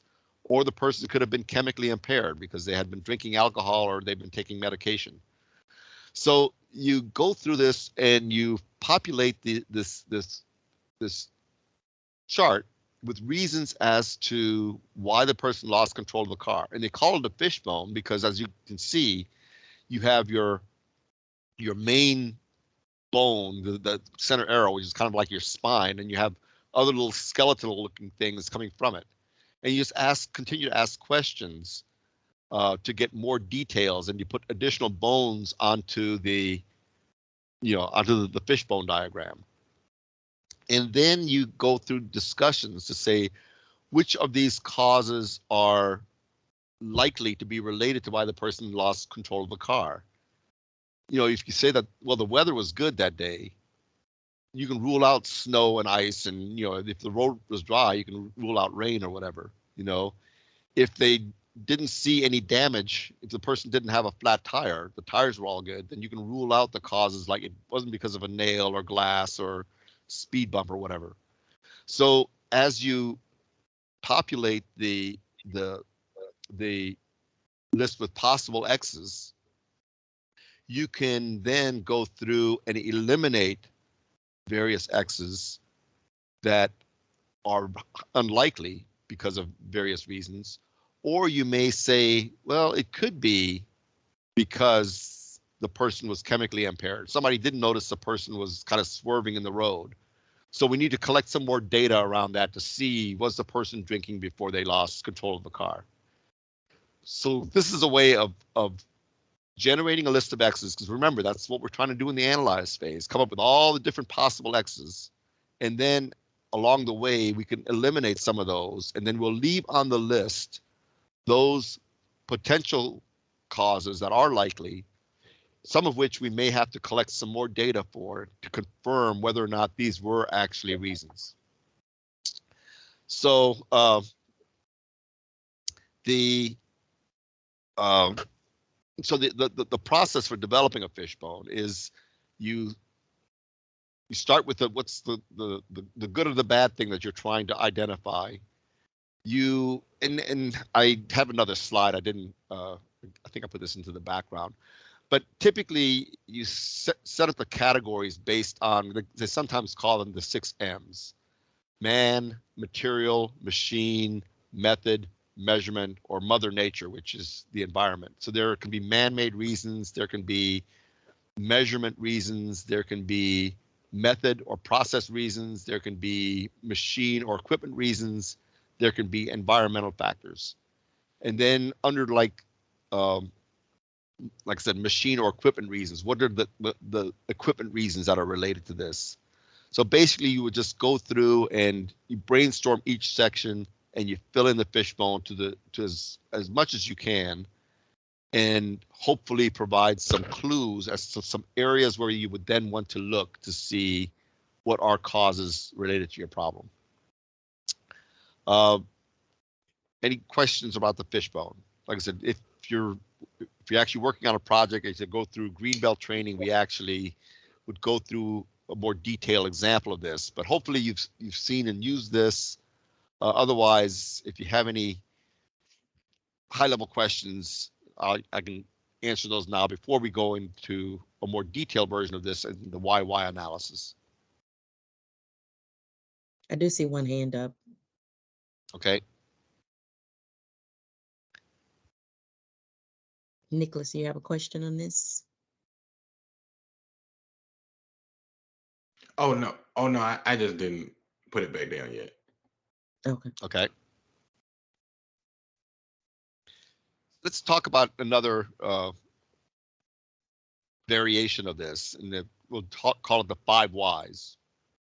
So the principle of the 5 whys is don't jump to conclusions. It's very easy for when you're thinking about something like, why did the person lose control of the car? Well, I know so-and-so, he just can't drive. You know, don't jump to conclusions. Observe the process with the eyes of a child. What do I mean by that? And I won't, normally in the class I'd ask how many people have young kids. So what happens when you tell a child something? The child says why, and then you explain it. And what does the child say then? Why? Like the kid will say, well, why do I have to go to school? And you'll say, well, because you have to get an education. And the kids will say, why? Because without an education, you can't get a job. Why do I need a job? Well, because if you don't have a job, you can't make money. Why do I need money? Why can't I just use your credit card? Because one day you're going to be grown. As soon as you turn 18, I'm kicking you out of the house. And you're going to be on your own. You're going to need your own money. Why are you going to kick me out of the house? And eventually, as a parent, the final answer is also because I said so. But the point here is you want to observe processes with the eyes of a child. Just keep asking why until you get a sufficient answer as to what the real root cause is. You want to go to where the problem occurred, and that concept is called Gemba, another one of these Japanese terms. So you want to actually go and see where things are happening and see things with your own eyes and confirm facts with your own observations. And then observe that there are certain patterns that are happening or that are being followed. And be aware of preconceived ideas, because especially if you get a group involved in trying to solve a problem or improve a process, most people or many people will have their own preconceived notions as to why things are going wrong. And a lot of times those preconceived notions are related to a certain person who they don't like or whatever. So a lot of times people will say that the cause of the problem is such and such a person, but there's a reason why that individual may be associated with many of the system failures or whatever, and we have to understand what that reason is. So avoid preconceived ideas and continue to probe and understand until you get to the root cause of the problem. And the problems you encounter along the way, consider them as opportunities for improvement. So here's a kind of a case study, or kind of an example of why you ask the whys. So it's reported that one of the monuments in Washington, D.C. is deteriorating. So you ask the question, why is the monument deteriorating? And it's because harsh chemicals are frequently used to clean the monument. So when you see this, the initial reaction to this, to hearing this, what is it that you would then immediately do to address this problem?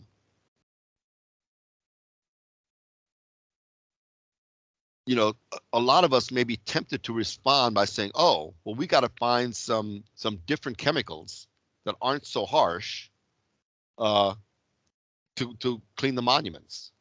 But if we don't jump to conclusions yet and continue to ask why, say, well, why are the harsh chemicals even needed? And the answer is to clean off the large number of bird droppings on the monument. So now we need to ask, well, why are there many bird droppings on the monument? And the answer is because the large population of spiders in and around the monument are a food source for the local birds. So now you ask the question, well, why are there large populations of spiders in and around the monument? Because of the vast swarms of insects on which the spiders feed, they're drawn to the monument at dusk.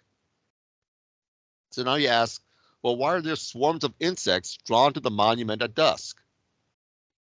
Because the lighting of the monument in the evening attracts the insects. So to solve the problem is you change how the monument is illuminated in the evening to prevent attraction of swarming insects. So you kind of see how, you know, if we just stop somewhere short of asking at least 5 levels of why, you know, then we may try to implement solutions which are kind of like band-aids to the problem, but it really doesn't get at the root cause of what's causing the problem. If all we have to do is change the lighting, like, you know, out in my outside of my garage, I changed from normal light bulbs to yellow light bulbs. And it used to be we had lots and lots of insects and lots of frogs that would gather around my garage because it was just an attraction place for insects at night, especially in the summertime. But with yellow lights, I don't get the insects. So I could have done a number of things to kill the insects or whatever. Or like they could have changed the chemicals on the monument, or they could have, you know, done some things to put out bird poisoning or whatever. But by asking several levels of why, you get to the root cause of the problem and you fix the problem at the root cause. So that's the reason for the 5 whys. Now I want to kind of connect this to the fishbone because these are tools which work well together. So what we're talking about is looking at causes and effects. And here we have the case of the fishbone, where we have a problem or we have a desired improvement, and we're looking at main categories and we're looking at causes, and we're asking, well, what causes, you know, why was the guy, you know, we're saying that the driver lost control because it was a man-made reason. Well, what was the potential man-made reason? The person was impaired. Well, in what way were they impaired? Well, because they were drowsy. Why were they drowsy? Because they took some flu medicine. Well, what kind of flu medicine did they take? Well, they took NyQuil. Okay, and so you keep digging into it, and so the reason the person lost control of the car wasn't because they were a bad driver, or wasn't because they were drinking alcohol, but because they took a nighttime cold medicine in the day, and they should have taken a daytime cold medicine.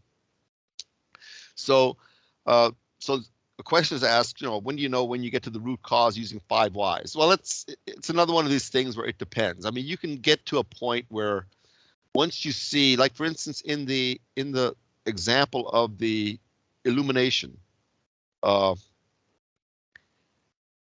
you get to that level, you come to realize that, okay, we can change the lighting and solve the problem. Somebody may ask, well, why do you even want to illuminate the monuments? Do you even want people to even see it at night? And you may decide, well, we do want people to see it at night, so we do need lights. So we just need to find lights that don't attract insects. Do you need 5 levels of why? It's you may get there in 4, or you may get there in 6. So there's not an absolute number. Keep in mind that we are learning a new language, and the point of this is you need to go beyond just asking one question. You need to dig deeper, whether you get the answer after 3 or 4 whys, or whether you sometimes need to get to 7 whys. The point is to ask the question sufficiently enough so that the group reaches consensus as to this is a potential root cause here that we need to look into, or this is the problem that we need to fix. So it's more of, you need to be prepared to go down the road of asking why multiple times, more so than saying 5 is the exact number of times you need to ask the question.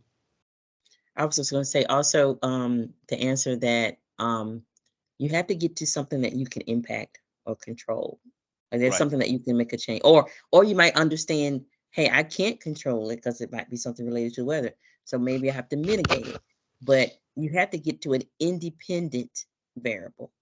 You got to get to it an X level. Here's something I can make an impact on. I can make an impact on lighting. All right. So again, it depends. It depends. You have to go deep enough to get to a level to understand the variable that you need to impact. Now, again, you may not be able to impact it. So in that case, you have to figure out, well, how can I mitigate the impact of this variable? Maybe I don't have enough money to do it. Maybe we don't have the budget to change the lights. So then you have to think of, well, I know what the problem is, but now I have to use that information to help us figure out a viable solution. Yep. So to continue to kind of wrap up the connection between the fishbone and the why, because as you're in your attempt to fill in bones of the fishbone, it's kind of like you go through a why exercise to get more details so that you ultimately get at the root cause of the problem. So you can kind of see how you can just go through a basic exercise of asking why, or you can go through a more visual exercise of developing a fishbone and trying to get to the detail. Don't just settle with one level of bones, so to speak. Really get to the, I'm going to say get to the meat of the matter, but that may not be a good pun. But in any case, keep asking questions. And this is another thing that why consultants are, it's kind of funny because in my time as a consultant, there were many times where I came up with solutions not even knowing the background of their process to start with. And at the end of the day, I would come up with solutions that most of the operators there said, well, we've been telling them this for years. But nobody listened to them. But part of the novelty of when an outsider does this is because they have to ask all these, the quote unquote stupid questions. And it forces people to come up with answers that they didn't realize were there.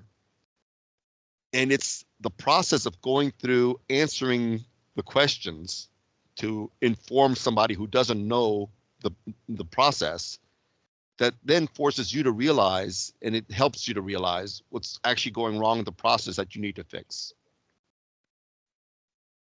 Another question, Perry.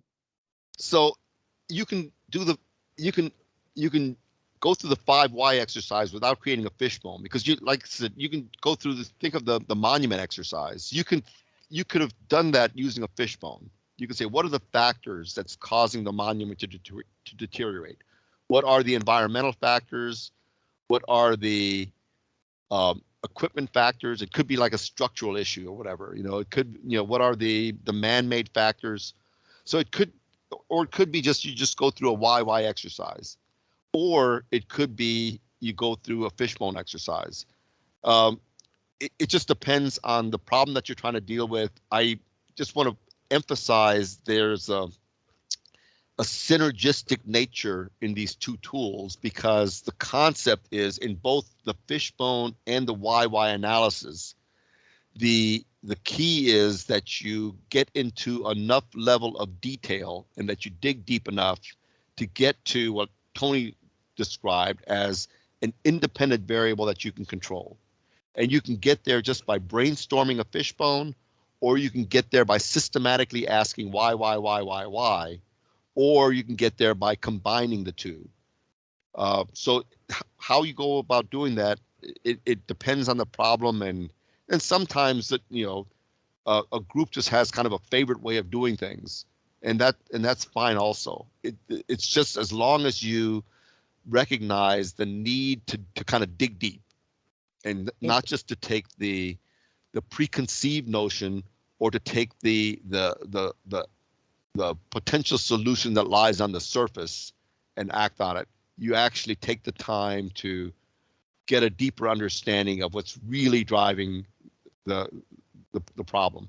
I dealt with a personnel issue when I was a manager. I had an engineer who, and engineers, we get paid a salary. We get paid by the month. We don't get paid by the hour. So, it's expected that you're working more than 40 hours a week.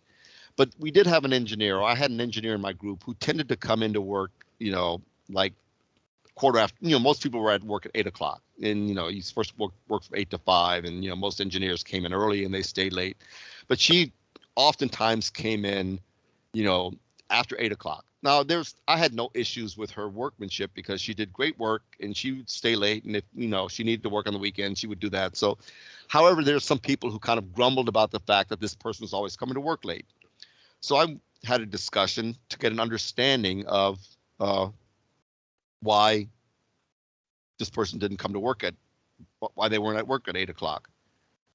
And after asking a whole bunch of whys, came to the realization this person was actually a refugee who had emigrated from Vietnam, and she had brought her mother from Vietnam with her to the United States. And they had a house that, in their house, they had it was equipped with a gas stove, and her mom was unfamiliar with using gas stoves from back where she was, so she was terrorized to use the thing. So every morning she got up before coming to work, and she would cook breakfast for her mom before coming to work, because her mom wouldn't cook for herself or by herself. So it wasn't a big, issue for her. But the reason she was coming to work late was not because she was lazy or oversleeping. It was just because she was going through this process of fixing breakfast at a certain time of the day and then coming in afterwards. But, I could have very easily, not gotten any insight, and it really helped me to understand the person better and to understand their family situation better. And it helped me relate better to an engineer in my group. I could have just started out by assuming that the person was coming to work because they were lazy or something like that, or they just didn't have a respect for time. And I could have tried to address the issue accordingly. Instead, by asking, well, why do you need to fix breakfast at a certain time of the morning, or why do you need to be doing this? I got an understanding of what the real root cause of the problem was. And it was actually kind of an interesting thing to learn. But the point is, in any case, can be the temptation to respond to the initial thing that you hear or the preconceived notion. But if you ask more detail wise, you will oftentimes be surprised by what you find out are the real root causes of issues. Other questions or comments about Fishbone? Perry, I was just going to mention that when we also even think about the CTQ, Fishbone, and 5Y, all of these tools start with there is a dependent variable up top. There's something up top. The CTQ, you're trying to get to a desired outcome, but the fishbone and the 5 whys, there's a problem. And what you have to do as the Six Sigma practitioner is you're taking a big problem and you're having to break it down.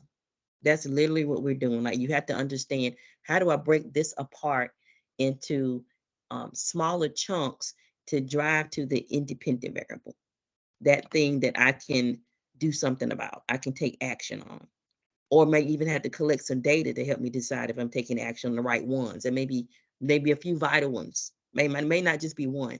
And then you have to collect some data to help you determine which one is most making the most impact, or the other factors, cost, things like that. All right. Let me just kind of leave with a kind of a fun story here, and then we'll kind of wrap up this whole section on the process analysis. So here was a kind of a fun story. A complaint was received by the Pontiac division of General Motors.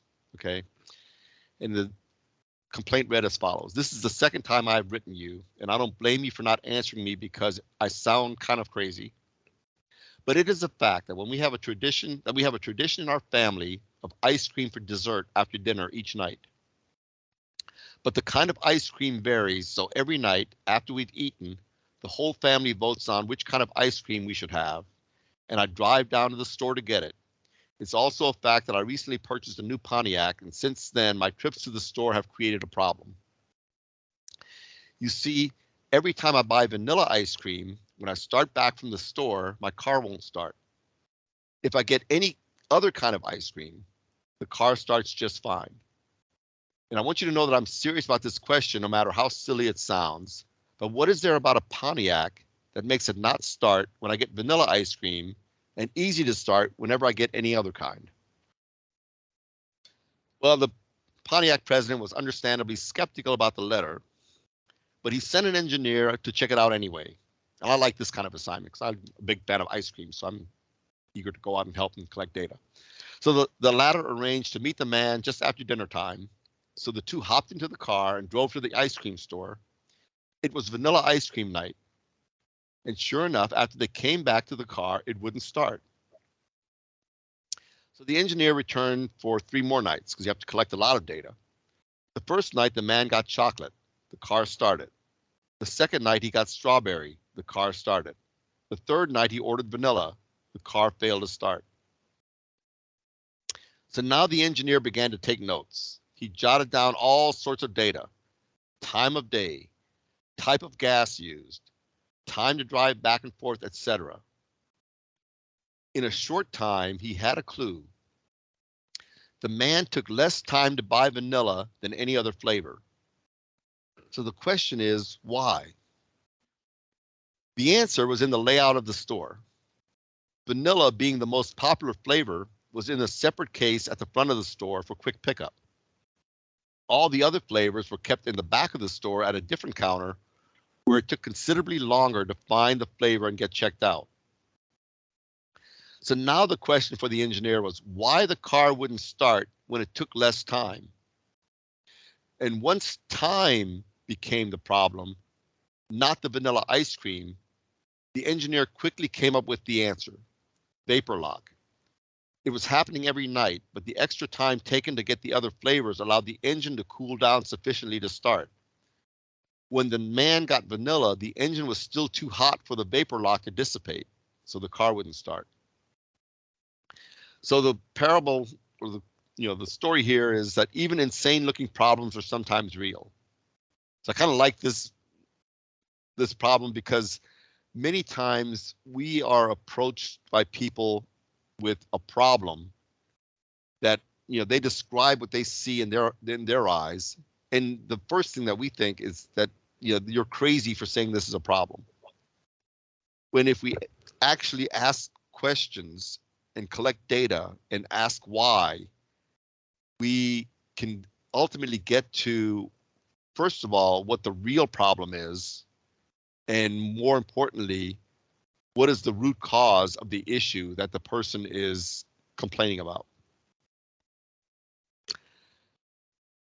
So process map and Fishbone, they are complementary tools. We use process mapping for helping to remind the team of all the steps that can impact the why. We identify X's and Y's throughout the process and how they're now measured in the process. And we want to continually refine the project focus because, like I mentioned, we may start by focusing on the final output, and we may realize that there is an intermediate part of the process that has an output that is controlling the final output. So if we just work on the intermediate output, then that will actually help us to solve the problem. So process mapping, they're very valuable tools for helping us to understand the process, identifying X's and Y's, seeing how they're connected, and to help us to then focus in on where we really need to see, what we really need to work on to control the process. The Fishbone cause and effect diagram is useful for pooling team knowledge to think about root causes and going through and always asking why, and identifying potential X's that aren't currently measured. So in a process map, we usually identify process steps that have data associated with them because there can be process inputs like temperatures and speeds and pressure, levels and things like that, or ingredient, specifications. Fishbones and YY diagrams can identify potential X's that may not be current things that we currently track or measure, but can be key reasons that connect to why an output is failing. So use both tools and continually update the process map as the project progresses. Because like I said, as you find that there are problems that can be corrected, go ahead and correct them, and then update the process map to reflect the current process. So process maps and cause and effect Fishbone diagrams are complementary. Start with a detailed process map showing all inputs and outputs.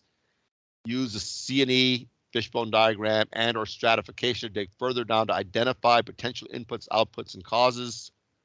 Upgrade your process map and or cause and effect diagram throughout the project if you learn new things, and then move forward. Questions or comments about process mapping, Fishbone diagrams, or YY analyses?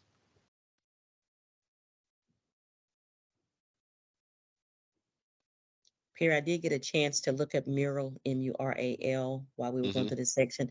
It is free, so it doesn't hurt to get an account. There's a free version of it. It does have some flow charting in it, in SciPoc and things of that nature. So it's changed since I used it last. So there's some templates now that kind of help you get going. That's why I didn't like it before, because it was a little hard to figure out what to do. But now they have some templates in it. So I put a link in the chat. We haven't fully vetted it out, but it is free, so it doesn't hurt you to use that tool if you don't have access to anything. Of course, see what's at work and see what people will use. But if you just want to see something on your own and just want to play around with some mapping on your own of some simple processes, that's probably the best one that I know of that's free right now. Okay, thanks. Other questions or comments?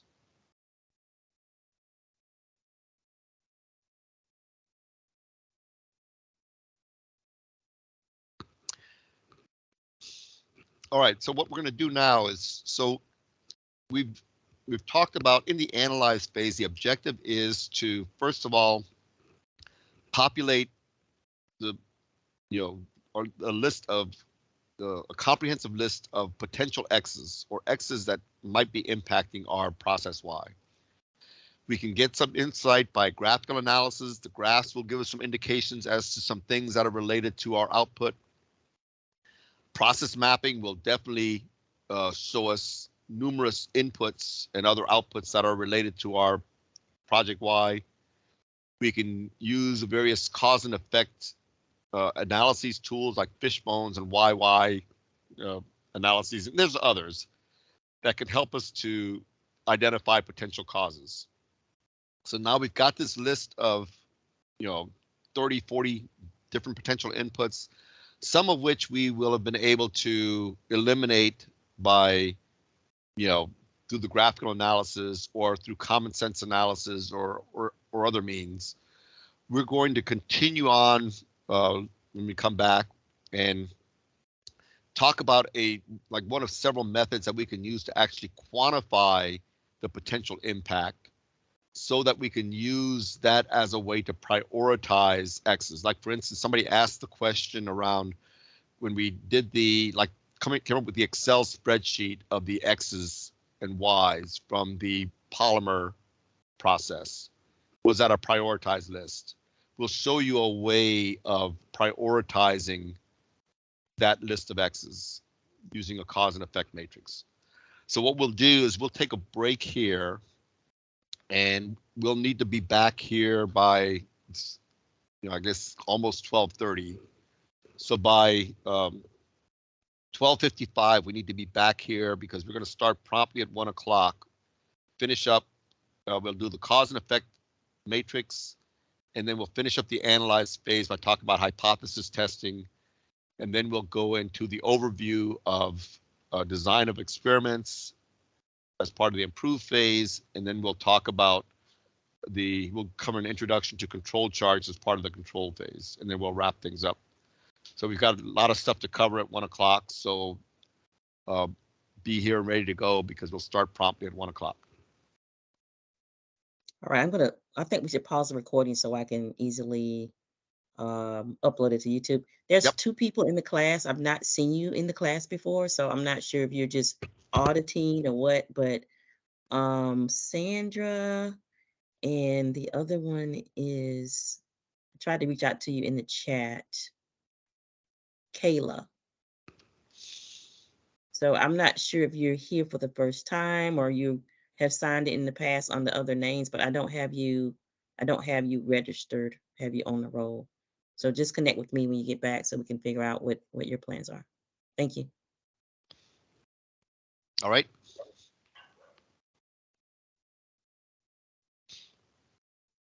So Perry, I'm going to try to pause the recording here. Okay.